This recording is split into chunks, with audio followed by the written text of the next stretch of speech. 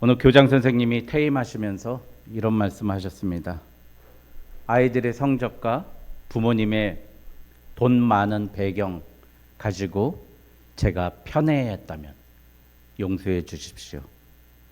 저의 부적절한 말과 행동 때문에 상처받은 어린이들이 있다면 이 시간 저를 용서해 주십시오 하고 퇴임하셨습니다. 벌써 40년 전에 일간지에 나왔던 내용입니다. 여러분, 그 교장 선생님의 말씀을 들으면서 저도 공직에 있었잖아요. 이렇게 퇴임식을 많이 보면 그분이 여지껏 이루었던 업적, 그래서 양력을 소개하고 그분의 퇴임사를 하고, 퇴임사에 보면 아내 너무 감사하고 같이 했던 동료들 감사하고 여러분 덕분에 잘 나갈 수 있습니다. 그런 다음에 꽃다발 전장하고 기념사진 찍고 하면 끝인데, 그 교장 선생님은 눈물을 흘리면서 아이들한테 미안하다고 사죄하고 교정을 떠났습니다. 우리의 사람의 일반적인 인성이 그렇죠. 마무리할 때 내가 영광받고 내가 좀 박수 좀 받고 내가 사람들한테 칭찬받았으면 하는 마음으로 이 모든 순서를 마무리하고 싶어 합니다. 그런데 실제로 오늘 말씀에 나온 세례 요한은 정반대의 인생을 살았습니다. 어떤 인생을 살았나요? 마무리가 쇠하였고, 그는 예수는 흥하였지만 나는 망하고 망가지는 존재로 살고 말았습니다. 그래서 헤롯 안티파네스에게 목이 잘려 죽고 말았습니다. 근데 그가 평생 했던 일은 오늘 말씀에 읽었듯이 그가 했던 일은 회개하라 천국이 가까이 왔느니라, 그 복음만 계속해서 전했던 사람입니다. 저는 교회가 이 복음을 전해야 된다고 생각합니다. 존 웨슬리 여러분 잘 아시죠? 감리교회 창시자잖아요. 존 웨슬리의 일기를 읽어봤습니다. 웨슬리가 계속해서 전했던 것은 여러분 회개하십시오. 여러분 술 취하고 방탕하지 마십시오. 음행하는 저 창녀들이 하는 저 연극 보지 마십시오. 그렇게 회개하고 돌아오라고 해서 웨슬리가 있었던 마을은, 그가 복음을 전했던 마을은 술집과 극장이 다 사라졌다고 그럽니다. 다 망했다고 그럽니다. 여러분, 그러나 웨슬리가 그렇게 전했을 때 사람들이 돌을 집어 던졌다고 그랬어요. 쫓아냈다고 그랬어요. 그래서 웨슬리의 일기를 읽어보면 항상 복음이 전하면 그 교회에서, 그 교회에 있는 담임 목사님이 다음 주부터는 오지 마세요. 다음 주부터는 하지 마세요. 다음 주부터는 다른 데를 알아보세요. 그래서 쫓겨다니는 신세가 됐다고 합니다. 여러분, 우리가 그만큼 회개에 대해서 거부감이 있지만 우리 예수님도 마찬가지, 세례 요한도 회개의 복음을 전하지 아니하면 결코 그 복음이 서지 못하고 예수 그리스도가 증거될 수 없습니다. 여러분, 그래서 우리 예수님이 우리 위 안에 계시고 오늘 우리 가운데 예수님이 우리 가운데 계실 수 있는 유일한 방법, 우리가 회개하는 수밖에 없습니다. 나의 죄를 하나님 앞에 내려놓고 회개해야 됩니다. 예수님이 성경 말씀에 보면 화내셨던 적이 딱 2번이 있습니다. 욕설을 하면서 화내셨던 적이 딱 2번이 있습니다. 누구죠? 세례 요한도 그랬지만 바리새인과 서기관들을 보면서 이 독사의 자식들아라고 예수님은 그들에게 회개를 강구하고 그들의 죄악을 낱낱이 분노하시면서 말씀하셨습니다. 여러분, 독사의 자식들아. 그쪽에는 뱀이 많았잖아요. 성경에도 보면 개보다 뱀이 더 많이 나오잖아요. 그러니까 뱀이 많이 살았나 봐요. 우리 동네, 이 동네는 개가 많으니까 개 XX야. 그런데 예수님은 독사의 자식들아 라면서 그들을 욕했어요. 왜요? 여러분, 회개하려는 마음이 전혀 없었기 때문이에요. 나는 예배 드리고, 나는 11조하고, 나는 예배 기도하고, 나는 금식하고, 나는 구제 다 했습니다. 나는 저기 있는 저 세리와 같지 아니합니다 라고 도무지 아무리 봐도 회개할 생각이 없었던 사람이었습니다. 또 예수님이 성전에 가는데 성전에서 가보니까 교회를 가지고, 지금으로 보면 이 교회를 통해서 내 이익을 취하려고 하는 사람들. 눈알 빠진 염소, 다리 잘린 비둘기, 그런 거 가지고 비싼 돈으로 바꿔가지고 팔아먹는 장사치들, 제사장들과 연합해가지고 그렇게 장사하는 그 사람들을 보면서 이 강도의 소굴이라고 예수님은 분노하셨습니다. 이 사람들의 공통점이 뭐죠? 예수를 팔아서 자기가 흥하는 사람들이에요. 복음을 가지고 나는 흥하고 예수 그리스도의 회개의 복음, 십자가의 복음, 내가 죄인 되었던 그 복음은 결코 나하고는 상관없는 일이야. 그래서 예수의 십자가는 무력하게 만들고 예수의 복음은 소용없이 만들고 자기의 의만 나타냈을 때 예수님은 욕설까지 퍼부으면서 그들에게 십자가의 복음을 증거하는, 그들을 쫓아내고 채찍으로 때리면서 쫓아냈던 예수님이셨습니다. 여러분, 우리의 마무리가 저는 부탁드립니다. 제가 우리 새벽기도 때 말씀드렸어요. 저는 만약에 부탁드립니다. 저보다 우리 사모님이 일찍 천국에 갈지 제가 천국에 갈지 모르겠지만 부탁드립니다. 목사 이경재로 제 묘비명을 하지 마시고요. 성도 이경재로 꼭 해주십시오. 부탁드립니다. 여러분, 목사는 지옥 갈 수 있어요. 그러나 성도, 거룩한 그 길을 끝까지 걸은 사람은 천국 갑니다. 여러분, 그러니까 성도로 저는 죽고 싶습니다. 바리새인들, 서기관들 얼마나 인정받고 존중받는데 예수님은 독사라고 그랬어요. 여러분, 그러니 목사로 살기보다, 권사로 살기보다, 장로로 살기보다, 집사로 살기보다 거룩한 예수님의 길을 쫓아가는 제자로 살아가시는 저와 여러분 되시길 주님의 이름으로 축원드립니다. 오늘 이 세례 요한이 어떻게 예수님을 맞이하면서 나는 흥하고 그는 흥하고 나는 쇠하였는가 말씀을 보면서 우리가 좀 배웠으면 좋겠습니다. 첫 번째, 세례 요한은 그렇게 얘기합니다. 나는 소리요. 여러분, 그래서 여러분들은 이제 소리가 되십시오. 예. 하나님이 주시는 이 대본, 저도 마찬가지예요. 제일 나쁜 목사가 그거예요. 이 말씀을 내 임의대로 판단했고 내 생각대로 전하는 게 제일 나쁜 목사님이에요. 성경에서 이야기하는 그 말씀을 그대로 증거하는 거예요. 나는 소리요, 광야에서 외치는 자의 소리가 있어 이르되. 이사야 40장 3절의 말씀처럼 광야에서 외치는 자의 소리, 이게 돼야 되는 겁니다. 여러분, 우리가 무슨 말을 하든 우리 하나님께서 지시하시고 하나님께서 말씀하신 그 소리만 증거하는 저와 여러분 되시길 주님의 이름으로 축원드립니다. 아유, 우리 오직 예수교회 목사님 너무 멋지셔. 멋지지도 않지만 너무 잘생기셨어. 잘생기지도 않았지. 교회 너무 좋아. 이런 소리 할 필요 없어요. 여러분, 우리 교회 가면은 예수님 말씀 들을 수 있어. 하나님의 말씀 그대로 들을 수 있어. 말씀 듣고 너도 같이 우리 회개해가지고 정말 천국의 삶, 행복한 삶 살자. 이게 소리의 역할 아니겠습니까? 아유, 우리 원영희 권사님 지금 오셨습니다. 우리 박수로 환영합시다. 원영희. 아이고, 권사님. 아이고, 쓰러지시면 안 돼요, 권사님. 아이고, 감사합니다.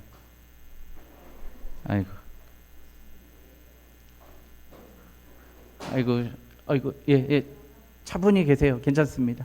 예.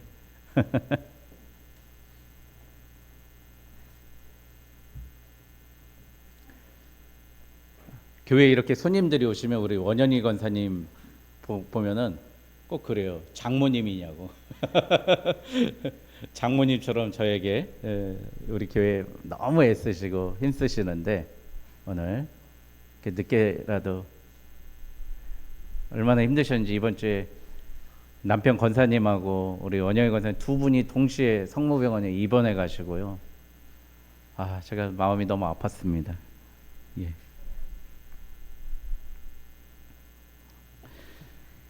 그래서 여러분, 우리는 소리가 되는, 스피커가 되는 사람이 됐으면 좋겠습니다. 렘브란트의 멋진 그림이 있어도, 달이 있다 그래도 다리 가리키는 손가락이 우리죠. 이 손가락을 보라고. 우리 목사님, 우리 장로님, 우리 교회 찬양 인도자 멋져요. 뭐 이런 얘기 해서는 안 되고요.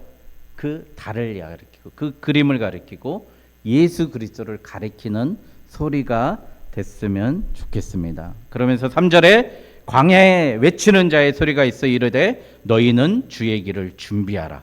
그가 오실 길을 곧게 하라. 여러분, 그래서 우리는요, 예수님의 오실 길을 준비하는 거예요.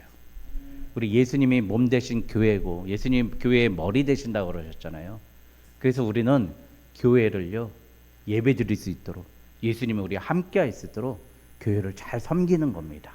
그게 집사, 권사, 장로, 목사들이 해야 되는 일이에요.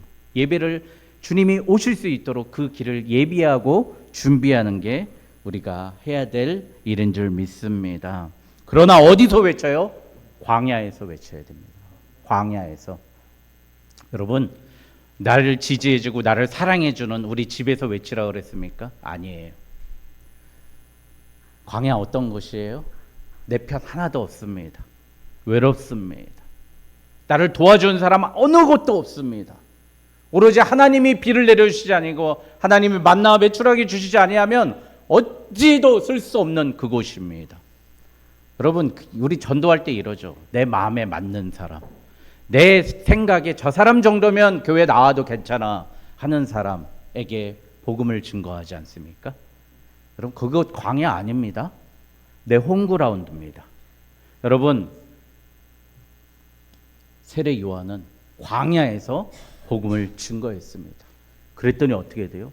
가장 듣기 싫은 소리, 너 죄인입니다. 너 지옥 형벌 받습니다. 이미 너 도끼로 찍어 눌어 죽습니다 라고 하는 그 복음이 현장에 사람들이 어떻게 돼요? 몰려들었다는 겁니다. 여러분, 우리 오직 예수교회가 예수의 복음만 정확히 증거할 수만 있어도 많은 사람들이 회개하고자 만나고자 주님께서 이곳에 우리를 불러 모아주실 줄 믿습니다. 회개하지 않은, 회개하고 싶은, 하나님을 찾고자 하는 많은 사람들이 이곳에 모일 줄 믿습니다. 자꾸 우리가 드러나려고 그래요. 내가 흥하려고 하니까 우리 하나님과 예수님과 성령님이 일할 것이 없는 거죠. 4절에 보니까 요한은 낙타털 옷을 입고 허리에 가죽띠를 띠고, 옷도 뭘로 입었어요? 이렇게 직물로 편조한 걸 입은 게 아니라, 편직한 게 아니라 그냥 길거리에 있는 낙타 배 가지고 그 가죽옷 입고 또 허리에 가죽띠 띠고. 저는 이게 은혜가 됩니다. 음식을 뭘 먹었어요? 메뚜기와 석청. 여러분, 저 어렸을 때 메뚜기 잡고 막 이렇게 팔면은 뭐 1,000원 준다, 500원 준다 막 그래갖고 메뚜기 잡으러 다녔던 그 맥주 호프집에서 안주로 많이 썼던 것 같아요. 그 튀겨가지고 소금 살짝 뿌려가지고 이렇게 안주로 많이 팔았던 것 같아요. 여러분, 메뚜기는 내가 키워서 먹습니까? 아니죠. 내가 자라게 하는 것도 아니에요. 메뚜기는 어떻게 해요? 그냥 있는 거 주워서 먹는 거예요. 하나님이 그냥 내려주시는 거 주워서 먹는 거예요. 이 석청이 뭐죠? 석청? 여러분, 그 바위 틈에서 벌들이 사람들 진입 못하는 그곳에다가 딱 넣어가지고, 예? 꿀벌같이, 제 얼굴같이 꿀벌같이 생기지 않습니까? 꿀벌같이 생긴 애들이, 예? 그 꽃가루 모아가지고 막 모아놓은 거. 어떤 거예요? 내가 농사 지은 거예요? 아니요. 우리 하나님이 꿀벌들 모아놓은 그 꿀 모아가지고 먹는 거예요. 따먹는 거예요. 여러분, 요한이 이렇게 살기로 작정한 이유가 뭐죠? 나는 내 힘으로 살지 않습니다. 오늘 주시는, 뿌려주시는 그 메뚜기로 사는 인생입니다. 그 밈을 조그만 벌들이 모아놓은 걸 가지고 먹고 사는 인생입니다. 나는. 여러분, 우리 이 마음 가지고 살아야 됩니다. 소리로 사는 인생은 이겁니다. 뭘 그렇게 우리가 무슨 돈 벌었다고 자랑하고 힘 있다고 자랑하고 능력 있다고 예쁘다고 자랑하고 멋지다고 자랑하는데요. 그거 다 누가 주신 거예요? 우리 하나님이 주신 거예요. 하나님이 꿀도 주셔서 내 얼굴에 꿀도 발라가지고 하는 거고요. 하나님이 메뚜기도 주시고 타작해서 보리도 주시고 밀도 주시고 쌀도 주셔서 먹고 하는 거죠. 오늘 우리가 직장 생활한다고, 내가 사업한다고, 내가 지금까지 많이 벌어놨다고, 이건 내 힘으로 하는 거야가 아니라 그게 다 뭐예요? 메뚜기와 석청인 줄 믿습니다. 여러분, 메뚜기와 석청이에요. 하나님이 내가 한 것도 아닌데 불어 넣어 주신 겁니다. 여러분, 오늘 세례 요한처럼 소리로 사는데요. 어떤 소리요? 광야에서 나를 누구도 환영받지 못하는 그곳에 가서 예수 그리스도의 복음을 증거하고, 우리 거드름 피우지 말고요, 그냥 하나님이 주셨습니다. 오늘 나는 이거 메뚜기 주신 겁니다. 석청 주신 겁니다. 겸손한 마음으로 나는 쇠하고 다만 소리가 되는 저와 여러분 되시길 주님의 이름으로 축원드립니다. 두 번째, 나는 쇠하고 다만 회개의 복음을 선포하는 저와 여러분 되시길 주님의 이름으로 축원드립니다. 여러분, 이제 내가 죽었으니 내가 증거할 건 뭐가 있습니까? 예수 그리스도밖에 없습니다. 내가 죽으면 자랑거리는 예수밖에 없습니다. 여러분, 사람들한테 그런 소리 들으세요. 너는 도대체 예수님밖에 할 얘기가 없냐? 예, 그렇습니다. 나는 예수 그리스도밖에 증거할 게 없습니다. 이런 사람이 되십시오. 여러분, 길선주 장로님 잘 아시지 않습니까? 1907년 평양에서, 벌써 100년 전에 평양에 있는 장대영 교회에서 성도들이 모였어요. 그런데 갑자기 정말 조용한 가운데서 그레이엄 목사님이 선교사님이 설교하는 도중에 갑자기 눈물의 통곡이 터진 거예요. 교회에서 가장 어르신 길선주 장로님이 나오셔가지고 회개하죠. 내가 친구가 나를 돈을 맡겼는데, 그렇죠? 20냥을 맡겼는데 그 큰 돈이었나 봐요.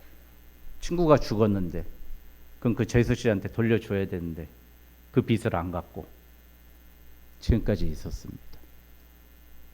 그 길선주 장로님이 회개하니까 그때부터 사람들이 나오기 시작하면서 저도 죄송합니다.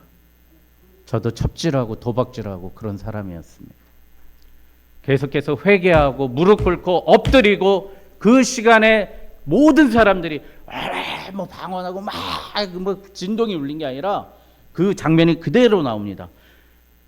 교회가 어마어마하게 조용한 가운데 눈물만 흘리는, 우는 소리만 밤새도록, 그것도 6박 7일 동안 우는 소리만, 교회에서 떠나지 아니하고 계속 우는 소리만 들렸다는 거예요.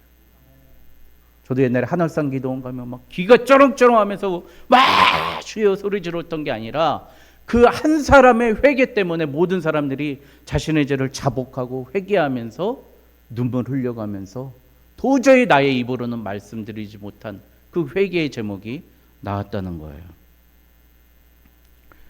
자신의 죄를 고백하고 회개하니까 그 1907 평양에 대부흥이 일어나서 지금까지 우리가 예수 그리스도의 복음을 가지고 사는 거 아닙니까?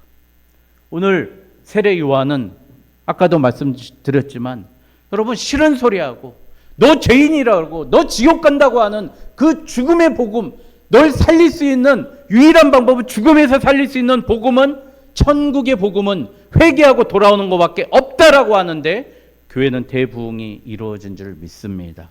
여러분, 그러나 우리는 지금 시설과 환경과 사람과 아름다움과 거룩함과 숫자와 능력을 보면서 교회를 나옵니다. 그래서 십자가의 복음이 없죠. 그래서 오늘 말씀해 보니까요,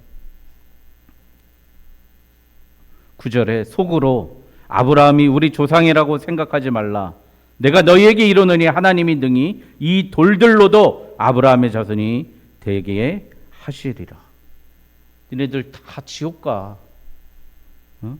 니들 돌들만도, 이 돌덩이만도 못하는 인간들이야. 너희들 지옥 간다. 제발 천국 가기 위해서 회개에 합당한 열매를 맞고 제발 돌아오라. 여러분, 여기서 회개에 대해서 잠깐 설명드리겠습니다. 회개가 이 헬라어로 메타노이아, 죄는 뭐죠? 관역에서 하마르티아, 벗어나다는 거예요. 여러분, 화살을 이렇게 쏘는데요, 2014년 아시안게임 때 이런 일이 있었어요. 중국 선수가요, 다 인도 선수가 다 이겨놓은 게임. 이제 3점 이상만 쏘면 돼요. 근데 엉뚱한 화살에다가 쏜 거예요. 빵점 맞았어요. 그래서 3, 4위전에서 동메달을 못 따고 패했어요. 여러분, 그게 죄입니다. 그 선수 열심히 했잖아요. 열심히 노력했잖아요.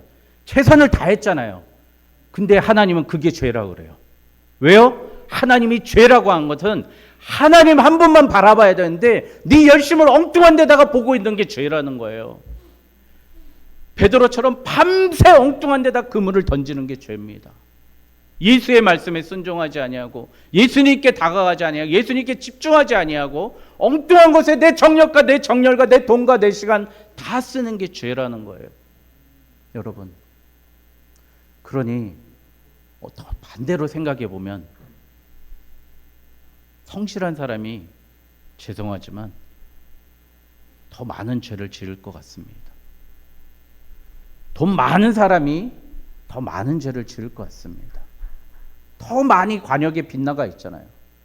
그런데 예수님은 어떻게 해요? 세리와 창녀와 어린이들이 천국의 백성이라고 얘기합니다. 왜요? 그 사람들은 아무것도 가진 것이 없고 비난과 아무것도 의지할 게 없으니까 관역이 유일하게 남은 건 하나님 아버지밖에 관역이 없어서 하나님 앞에 내 몸을 던집니다. 그 관역 쓰려고 하기 때문에 그들은 천국 백성이 될 수 있는데요. 저도 주머니에 좀 몇백만 원만 있으면은요, 어디를 놀러 갈까? 무슨 차를 살까? 무슨 좋은 일이 없을까? 이렇게 되는 거죠. 여러분, 그래서 천국은 어떤 상한 심령, 상한 백성을 찾는다고 다윗이 51편에 시편 51편에 고백합니다. 메타노이아, 하마르티아가 죄라면 메타노이아는 뭡니까? 내가 갔던 모든 일반적인 방향에서 노이아 180도 바꾸라는 거예요. 네가 가는 방향, 세상으로 향했던 그 모든 방향을 예수 그리스도로 바꾸고 되돌아오라는 거예요. 반성하고 틀려요. 나는 이러니까 이제 이런 쪽으로 살아야지가 아니라 내 삶의 방향을 아예 되돌리고 바꾸는 거예요. 누가 그렇게 회개했습니까? 삭개오가 그렇게 회개했습니다. 오늘 내가 너희 집에 머무리라 그랬더니 뭐래요? 내가 내 재산의 반을 가난한 자들에게 다 두겠습니다. 나는 지금까지 돈 모으려고 살았는데 지금부터는 돈이 아니라 내 모든 것 가난한 자에게 다 주고 내가 누구에게나 토색한 게 있으면 4배나 갚아주겠습니다. 이제 나는 세리로서 돈 모으는 거, 돈 버는 재미로 살던 내가 예수님을 향해서 끝까지 가겠습니다. 그 방향이 180도 바뀌는 게 회개라는 거예요. 여러분, 오늘 내가 어제 내 아내에게 심한 말 했습니다. 용서해 주세요. 그게 회개가 아니라 내 삶이 예수님으로 관역을 조준하고 내 머리가, 내 마음이 예수님께 돌진하겠습니다. 예수님께 날아가겠습니다. 그 화살로 예수님 심장에 내 몸이 정확히 꽂히겠습니다. 그게 회개입니다. 회개의 복음을 선포하는 저와 여러분 되시길 바랍니다. 마지막으로 나는 쇠하고 예수와 성령을 선포하는 저와 여러분 되시길 주님의 이름으로 축원드립니다. 여러분, 오늘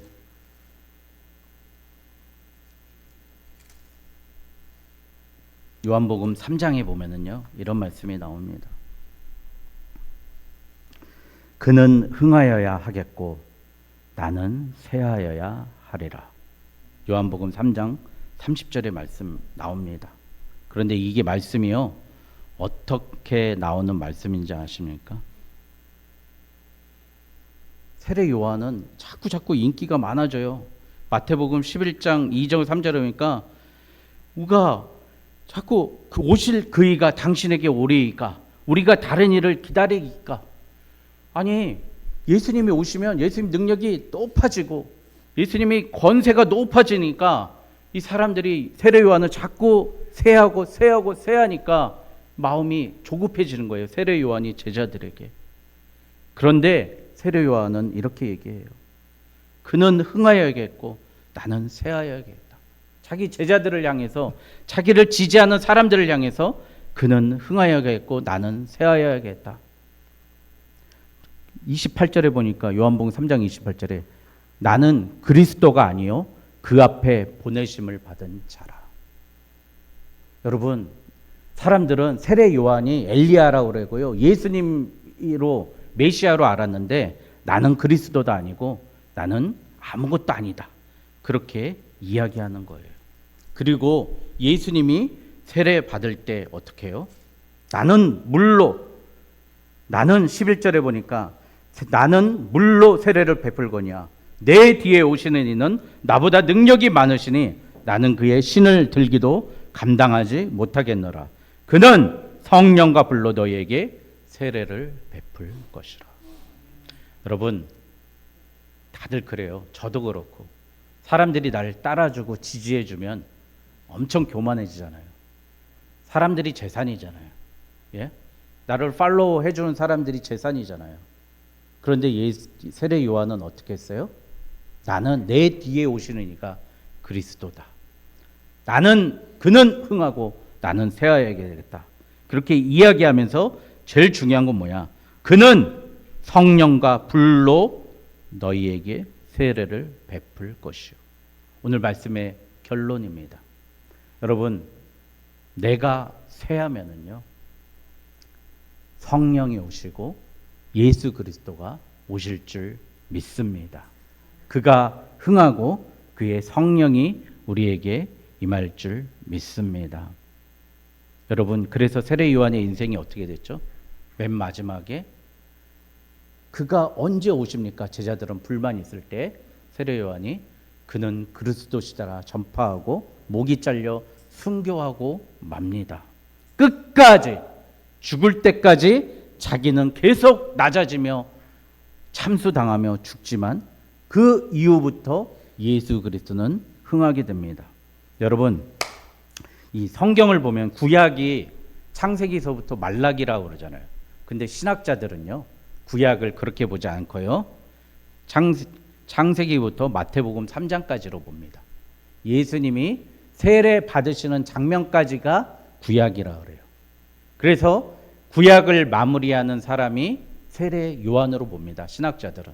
왜요? 신약은 예수님이 활동하신 시간, 예수님이 공생애가 시작되는 시간, 마태복음 4장 시험 받으시면서 일어나신 그 순간부터 신약이라고 새로운 약속으로 보고 있습니다. 여러분, 그래서 세례 요한은 그 시점을 정확히 알고 있습니다. 내가 죽어야 예수 그리스도가 살아나고, 내가 죽어야 그는 물과 성령으로 불로 세례를 주시는 분이 와야 한다는 겁니다. 여러분, 오늘 말씀드립니다. 오늘 이 구약적인 신앙을 버리고 예수님을 만나야 불과 성령이 우리 교회에 임할 줄 믿습니다. 어떻게 임해요? 예수를 통해서 내가 회개하고 예수께로 가면 불과 성령이 임한다는 겁니다. 이 노자가 이런 얘기를 합니다. 사람들이 실패하는 이유를 봤더니 거의 성장, 정상의 자리에 올라갔다가 교만하여 실패하더라는 거예요. 제가 노자 얘기해서 죄송합니다. 근데 이 사람도 사람들을 많이 봐왔잖아요. 사람들이 실패하는 가장 이유, 꼭 거의 정상에 올라갔다가 거기서 교만으로 넘어진다는 거예요. 근데 세례 요한은 어떻게 했죠? 그 정상의 자리에서 단두대에 서죠. 죽죠. 이 거창고등학교 직업선택 10계명 맨 마지막이 뭐죠? 우리 고등학생들한테 가르친다는 거예요. 영광이 있는 곳이 아니라 단두대가 있는 곳으로 가라. 그것이면 확실하다. 내 목이 떨어지는 그곳에 직업을 잡으라고 거창고등학교에서는 학생들한테 가르쳐요. 그 앞에 나오는 10계명이 엄마, 아내가 반대하면 100%다. 그 길로 가라. 그렇게 얘기합니다. 여러분, 그 단두대를 갔던 게 누구죠? 세례 요한입니다. 여러분, 세례 요한이 정상에 있었을 때 결국 거기서 교만으로 자기의 의를 나타내지 아니하고 잘렸다는 거죠. 목이 배웠죠. 어느 중학교 선생님이 학생들한테 이렇게 했습니다. 여러분, 이것만 하면 여러분들이 원하는 목표 다 이룰 수 있습니다. 하루에 3초만 투자하면 여러분 목표라는 거 다 이룰 수 있습니다. 만약에 그게 여러분 목표하는 거 1년 안에 안 이루어지면 제가 여러분들 뭐든지 해달라는 거 다 해주겠습니다. 선생님이 그랬대요.